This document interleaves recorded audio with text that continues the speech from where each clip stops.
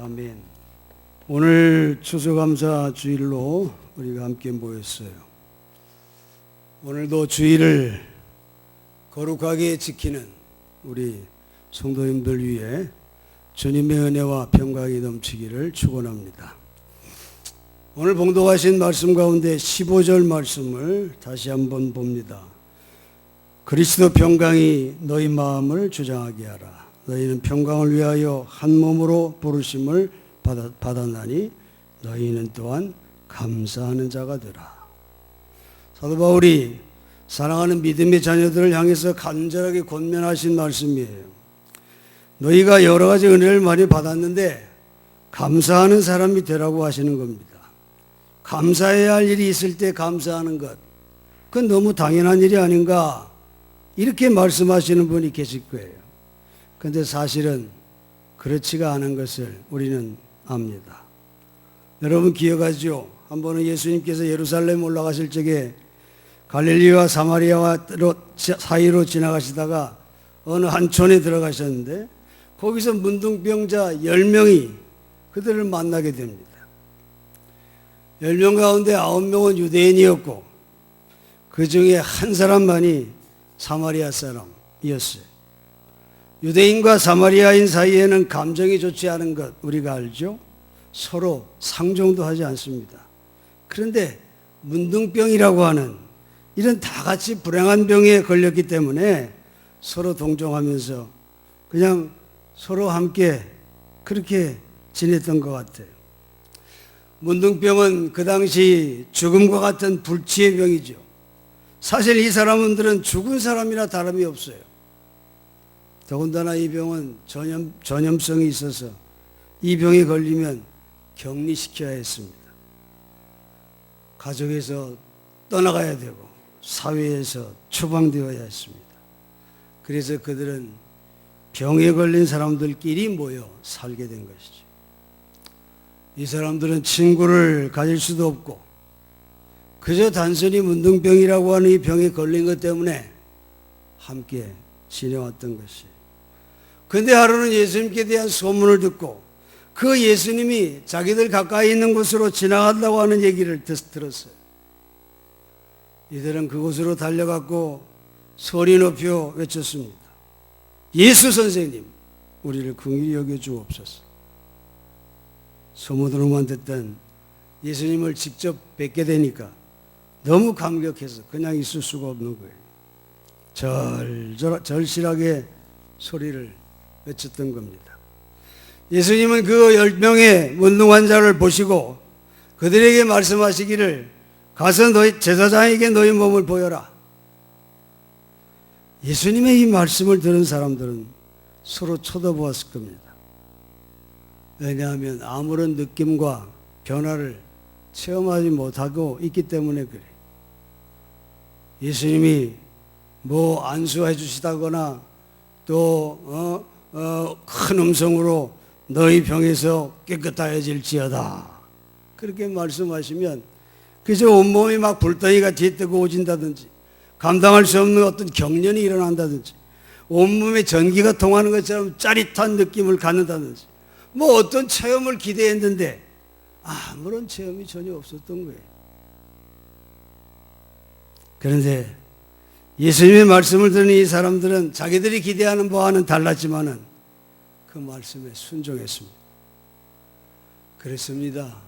믿음에는 반드시 순종이 따르게 되어 있어요. 순종할 때 기적이 나타나죠.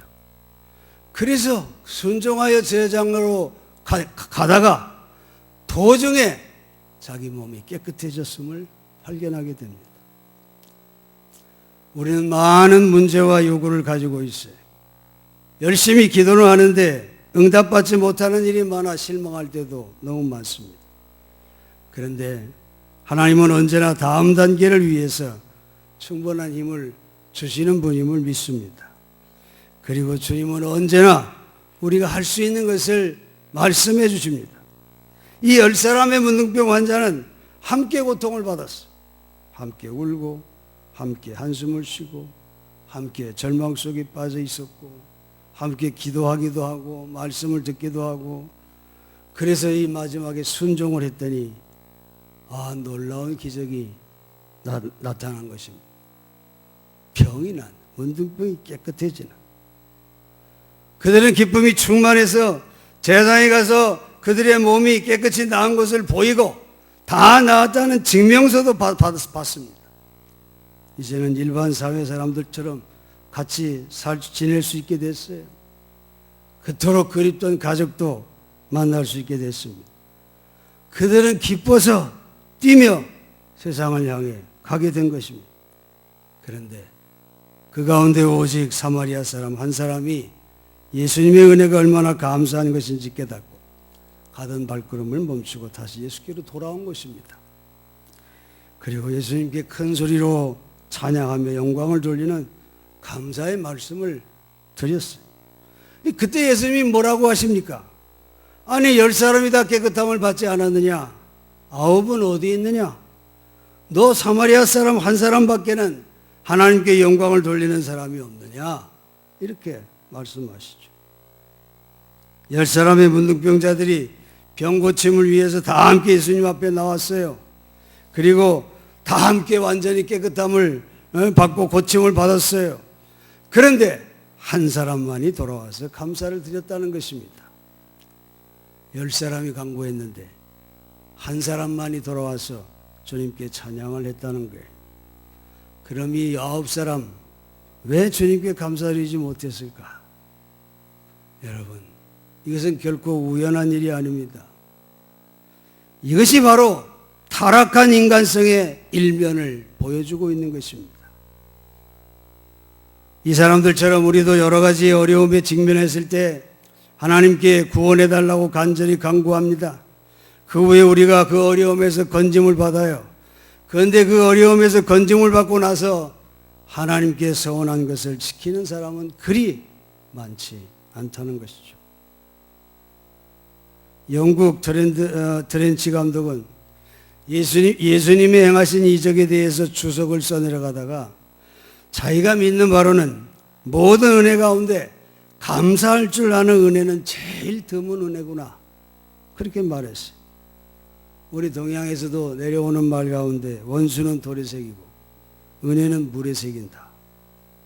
참 의미 있는 말이라고 생각합니다.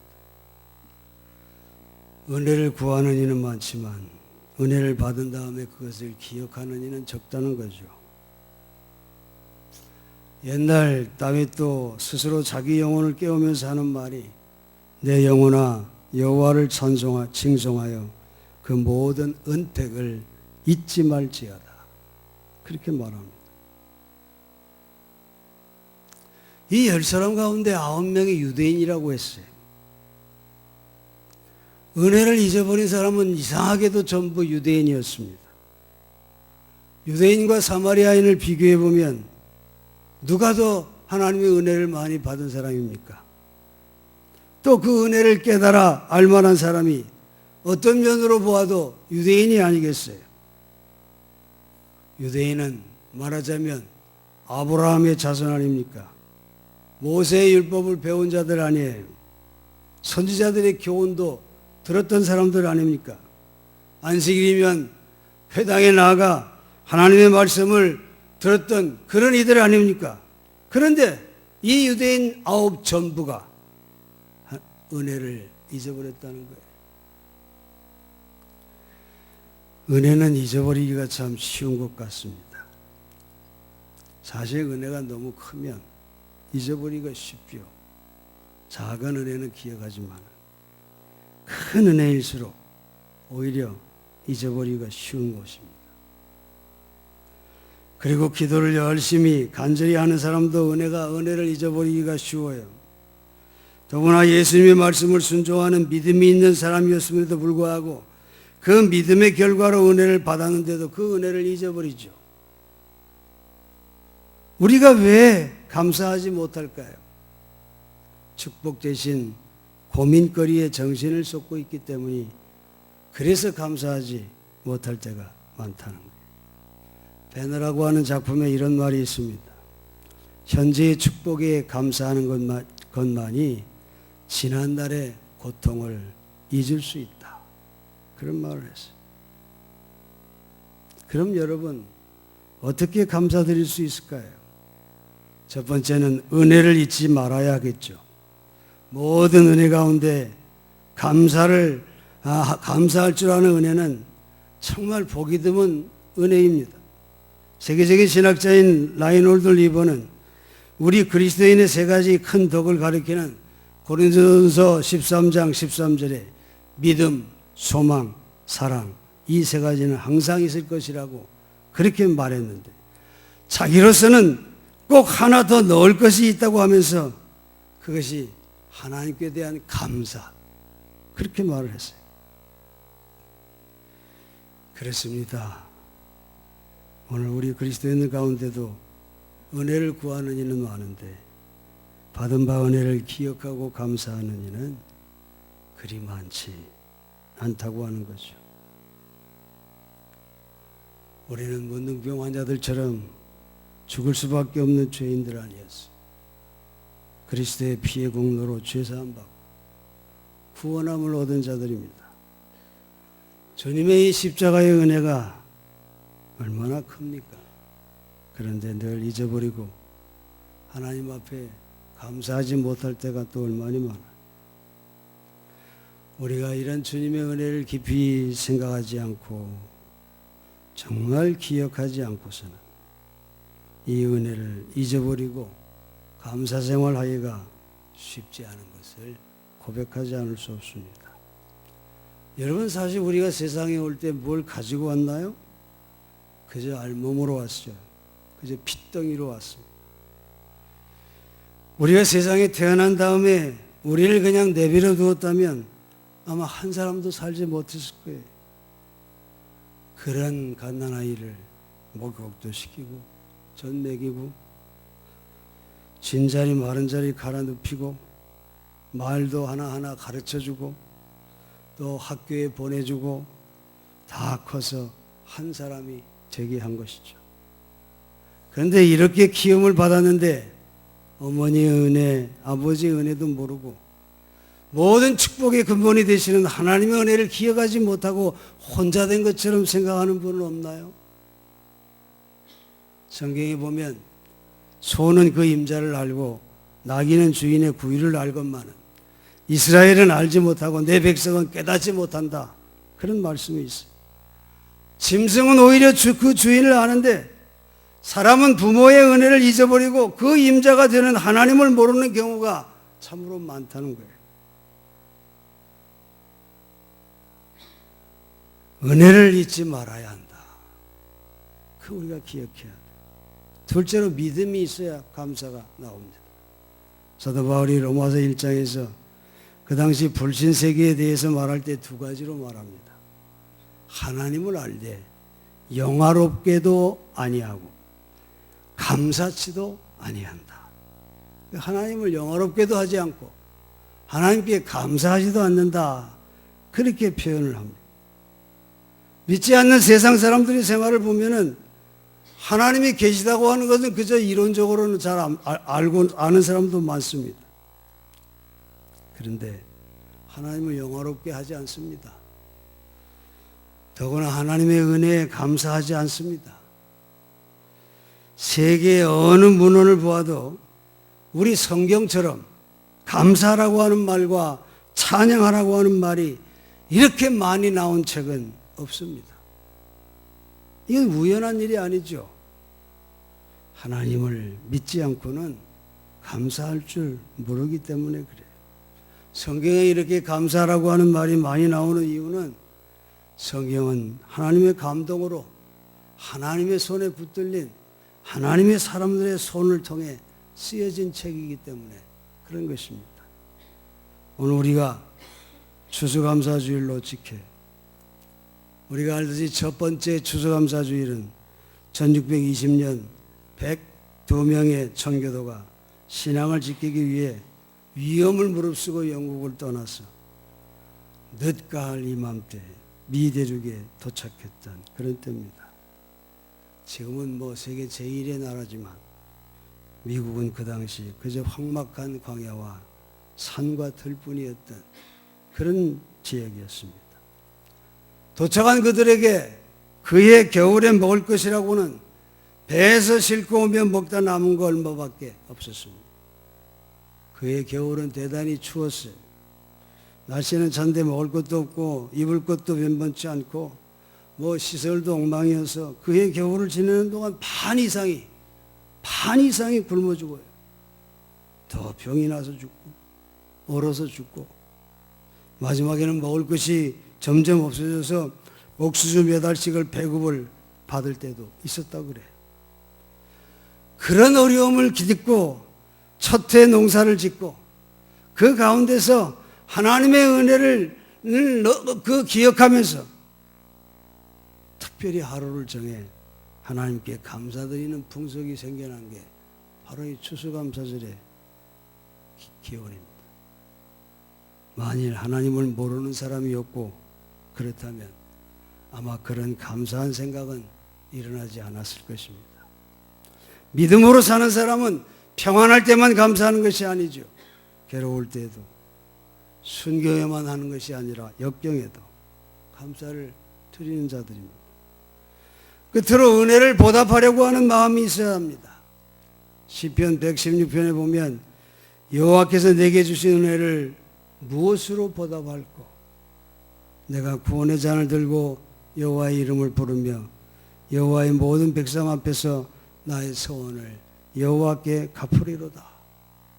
그렇게 말합니다. 다윗도 그랬어요. 다윗도 하나님의 존재와 섭리와 약속을 믿었어요. 하나님께서 사무엘에 의해 베들레헴 목동의 지팡이를 이스라엘 나라의 왕의 홀로 변하게 해주신 그 확정을 믿었어요. 다윗에게 이런 신앙이 있었기 때문에 여러 가지 어려움이 있었지만 신념과 확신을 가지고 견뎌낼 수 있었던 겁니다. 비록 사울왕에게 그 사울왕이 자기에게 진노하고 그 때문에 피해 다니며 도망 다니며 정말 말로 다 할 수 없는 어려움을 겪었지만은 다윗은 그 가운데도 희망이 무엇인지 그걸 다른 사람들에게 말하고 고백했고 그 희망의 근거인 하나님을 찬양했었던 것입니다. 여러분, 성도의 생활이 뭐예요? 하나님의 은혜를 깨닫고 그 은혜에 감사 감격해서 내가 어떻게 하면 이 크신 하나님의 은혜에 보답할꼬 하는 그런 고백에서 나올 수 있는 거죠. 하나님은 이 시인을 환난 가운데서 건져주십니다. 넘어짐에서 건져주십니다. 이 놀라운 은혜를 잊지 않고 보답하려고 하는 그런 마음, 그것이 감사의 생활이 될 수 있다는 것입니다. 감사와 감격이 없이는 신앙생활은 힘이 없을 수밖에 없습니다. 바른 신앙생활을 하기가 어렵습니다. 이 시편 기자들은 여기서 그의 결의를 표현하죠. 내가 구원의 잔을 들겠습니다. 내게 주시는 어떤 잔이라도 거절하지 않겠습니다. 이런 고백과 열의를 저가 고백합니다. 내가 감사의 희생을 주께 드리겠습니다. 마음속에 진정으로 감사한 심정을 표현하고 있어요. 그러므로 사도 바울이 말한 대로 우리 자신을 하나님이 기뻐하는 산 제사로 드리는 삶, 그것이 우리의 삶에 되어야 하는 거예요. 디모데전서 1장 12절 이하에 보면 나를 능하게 하신 그리스도 예수 우리 주께 내가 감사함은 나를 충성되이 여겨 내게 직분을 맡기심이니 내가 전에는 회방자요 핍박자요 포행자였으나 도리어 긍휼을 입은 것은 내가 믿지 아니할 때 알지 못하고 행하였습니다. 우리 주의 은혜가 그리스도 예수 안에 있는 믿음과 사랑과 함께 넘치도록 풍성하였도다. 그렇게 기록하고 있어요. 사도 바울은 이처럼 자기가 받은 은혜가 얼마나 큰지 그 은혜를 생각할 때마다 얼마나 감사한지 말로 다 할 수 없다고 하면서 자기는 살아도 주를 위해 죽어도 주를 위해 죽겠다고 그렇게 고백하며 산 그런 사람이에요. 고린도전서 15장에 보면 이런 선언도 있습니다. 그러나 나의 나 된 것은 하나님의 은혜로 된 것이니 내게 주신 그의 은혜가 헛되지 아니하며 내가 모든 사도보다 더 많이 수고하였으나 내가 아니요 오직 나와 함께 하신 하나님의 은혜라. 그렇게 고백합니다.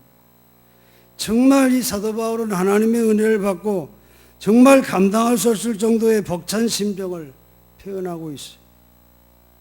이와 같이 깊은 감격의 믿음은 그로 하여금 주님의 교회를 위하여 봉사하게 만들고 만민을 위해 봉사하는 봉사자가 되게 한 것입니다. 그리스도의 사랑에 이끌림을 받아서 안 할래 안 할 수 없는 감격이 그에게 넘쳤던 거죠.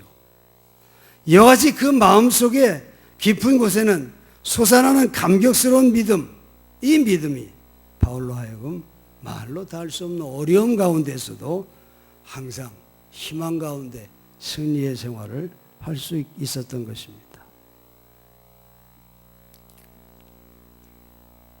그렇습니다. 우리가 너무도 잘 아는 로마서 8장 28절 말씀에 우리가 알거니와 하나님을 사랑하는 자 곧 그 뜻대로 부르심을 입은 자들에게는 모든 것이 협력하여 선을 이루느니라 하는 말씀처럼 여기 모든 것은 모든 역경까지도 다 포함돼서 하는 말이죠. 그리스도인의 삶에는 역경까지도 선을 이루어지게 하나님이 하신다는 겁니다. 역경을 순경으로 바꾸시는 하나님의 능력이 나타난다는 거예요. 역경 속에서 감사하는 사람, 그에게 그 역경을 변화시키는 이적이 나타날 수 있다는 겁니다. 그 사도 바울은 옥중에 있으면서도 항상 기뻐하십시오. 범사에 감사하십시오. 그렇게 우리에게 말씀하고 있지 않습니까? 현재 당하는 처지에 만족해서 환경이 좋아서 감사하라고 하는 그런 말은 아니죠. 고통도 있고 어려움도 있고 그렇지만 하나님의 능력과 보호와 사랑을 믿고 감사하게 된다는 것입니다. 오늘 우리의 처지와 형편은 어려운 가운데 있습니다. 구약성경 하박국 3장 16절 이하의 말씀을 읽으면 참 공감이 너무 되지 않을 수 없어요. 내가 들었으므로 내 창자가 흔들렸고 그 목소리로 인하여 내 입술이 떨렸도다. 무리가 우리를 치러 올라오는 환난 날을 내가 기다림으로 내 뼈에 썩이는 것들이 들어왔으며 내 몸은 내 초수에 떨리는도다.